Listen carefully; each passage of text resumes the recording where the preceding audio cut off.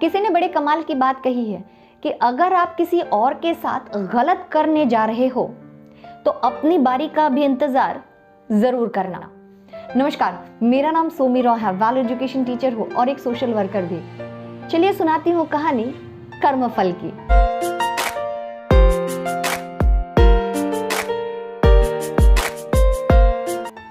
प्रतियोगिताएं या फिर परीक्षाएं सिर्फ इनाम जीतने के लिए या फिर पुरस्कार पाने के लिए नहीं होते। इनसे हमें लाइफ के अच्छे लेसन्स भी मिलते हैं, जीवन का पाठ भी मिल जाता है। एक बार एक राजा ने अपने मंत्रियों को पाठ सिखाने के लिए, जीवन का पाठ सिखाने के लिए एक प्रतियोगिता का आयोजन किया।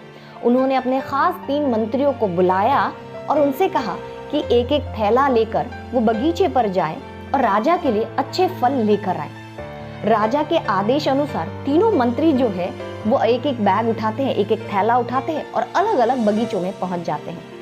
पहला मंत्री बगीचे में पहुंचकर ये सोचता है कि मुझे अच्छे फलों का चयन करना पड़ेगा, राजा को पसंद आए ऐसे फल लेकर जाने पड़ेंगे। इसी सोच को लेकर पहले मंत्री ने अच्छे अच्छे ताजे फलों से अपने बैग को भर लिया। दूसरा मंत्री बगीचे पर खड़े होकर ये सोचने लगा कि राजा के महल में तो खाने के लिए इतने सारे फल हैं, भला मैं अगर फल लेके जाऊं वो राजा खाएगा? नहीं, वो तो दूसरों को दे देगा। ये सोचकर दूसरे मंत्री ने सड़े गले अच्छे बुरे फलों से अपने बैग को भर लिया। तीसरा मंत्री जो है वो बगीचे पर खड़े होकर ये सोचने लगा कि ये तो समय की बर्बादी है, राजा कभी बैग को नहीं देखेगा कि मैंने बैग में क्या लिया है, उसे भरा हुआ बैग देखेगा और हमें जाने के लिए कहेगा। इसी सोच को लेकर तीसरे व्यक्ति ने अपने बैग में घास फूस से भर लिया। तीनों अपने अपने भरे हुए बैग को लेकर राजा के पास पहुंच जाते हैं। राजा जो है उन तीनों को देखे बिना ही अपने सैनिकों को आदेश देते हैं कि उन तीनों मंत्रियों को उनके बैग सहित अलग अलग कमरों में बंद कर दिया जाए 15 दिनों के लिए और इन्हें खाने के लिए कुछ भी ना दिया जाए। राजा के आदेश अनुसार उन तीनों को अलग अलग कमरों पर में बंद कर दिया जाता है, उनके उसी बैग को लेकर, उन्हीं थैलों को लेकर। 15 दिनों तक उन्हें खाने को कुछ भी नहीं मिलता। अतः पहले व्यक्ति के लिए ये 15 दिन कोई मुश्किल नहीं होता है, क्योंकि उसके पास अच्छे और ताजे फल होते हैं। वो उन्हीं फलों को खाकर 15 दिन आराम से गुजार लेता है। दूसरी ओर दूसरा व्यक्ति जो है वो पहले कुछ दिनों तक अच्छे फल खाता है, पर जब वो खत्म हो जाते हैं तो वो सड़े हुए फलों को खाने के लिए मजबूर हो जाता है।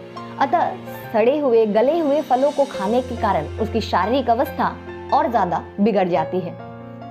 तीसरा व्यक्ति जिसने अपने बैग में सिर्फ घास फूस भर कर रखे थे, उसे तो इन 15 दिनों में कुछ भी खाने को नहीं मिलता है, अतः उसकी हालत मृत्यु अवस्था तक पहुंच जाती है। 15 दिनों के बाद राजा के कहे अनुसार उन तीनों को बाहर निकाला जाता है राजा के सम्मुख। राजा उन तीनों की हालत को देखकर सभी से ये कहते हैं कि जो बोए पेड़ बबूल के आम कहाँ से पाए, मैंने इन सब से कहा था कि आप फल लेकर आए मेरे लिए, पर इन्होंने अपने अपने हिसाब से काम किया, जिसका फल उन्हें खुद ही भुगतना पड़ा। और इसी को कहते हैं कर्मफल। जैसा कर्म करते हैं वैसा ही हमें फल मिलता है।